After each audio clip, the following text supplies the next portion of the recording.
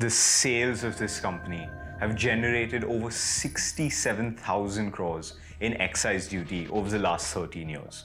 While this is great for the tax coffers, what do we know about the actual underlying business? Let's look at the financials of one of India's largest listed alcoholic beverage companies to find out. As always, nothing in this video or on this channel is investment advice, nor a recommendation to or not to buy, sell, or hold any security.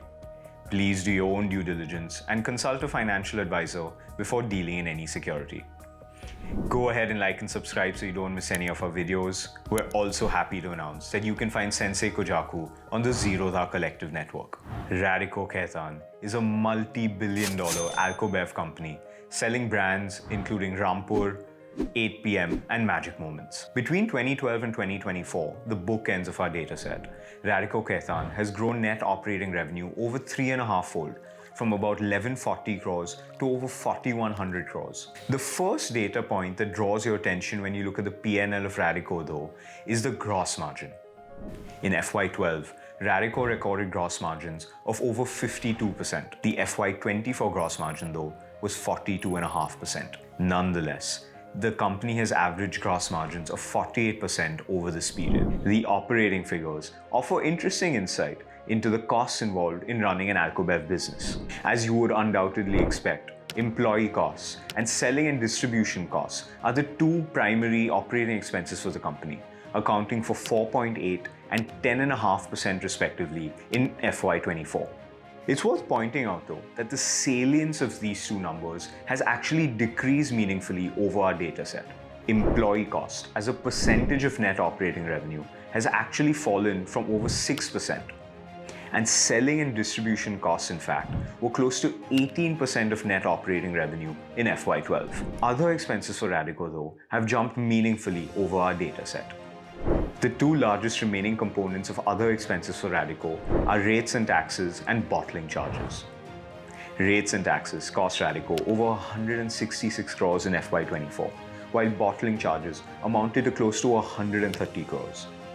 Despite these increases, the company has done a commendable job on the operation front to mitigate the effects of the decline in gross margin over the years. As a result, the company's EBIT margin has fallen about 240 basis points over our dataset, compared to the 970 basis point fall in gross margin.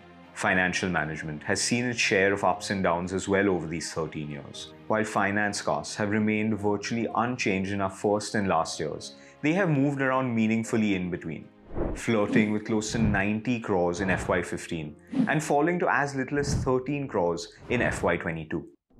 Radico also has a joint venture named Radico NV Distilleries, situated in Aurangabad, Maharashtra, in which it has a 36% interest.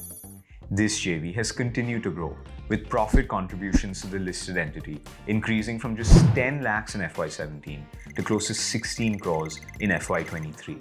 As a result of all these changes, Radico's bottom line has actually grown both in percentage and absolute terms. Net profit has ballooned fourfold, from less than 64 crores in FY12 to over 260 crores in FY24. This increase has been driven in part by a net profit margin expansion of about 80 points over our dataset. In fact, at its peak in FY21, the net profit margin reached over 11.5%. Alcoholic beverages remains an exciting space in India, where both legacy brands and young entrants are forced to constantly innovate. You can see incredible innovation both in packaging and blends. Walk around any duty-free store and you'll see beautiful bottles with incredible packaging, almost bordering on art in some cases. It's no surprise that companies are going to such lengths to attract customers. In a crowded field, failing to stand out is a recipe for disaster. So while the alcohol industry in India has witnessed the rise of many young, new, exciting companies, it's yet to be seen just how effectively and sustainably and profitably they can compete with the large incumbent players. Let me know in the comments how you think the alco-bev industry in India will evolve over time, and whether you think the young, new, exciting entrants are truly challenging the larger incumbents. Don't forget to like and subscribe. Thanks for watching Sensei Kojaku.